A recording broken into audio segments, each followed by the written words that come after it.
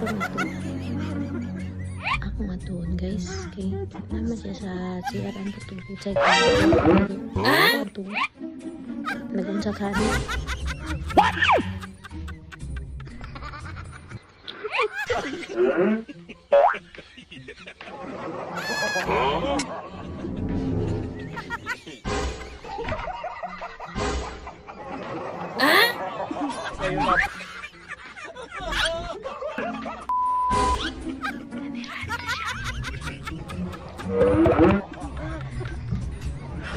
Amo na saktong kuan, mo na saktong bana kay nang laba.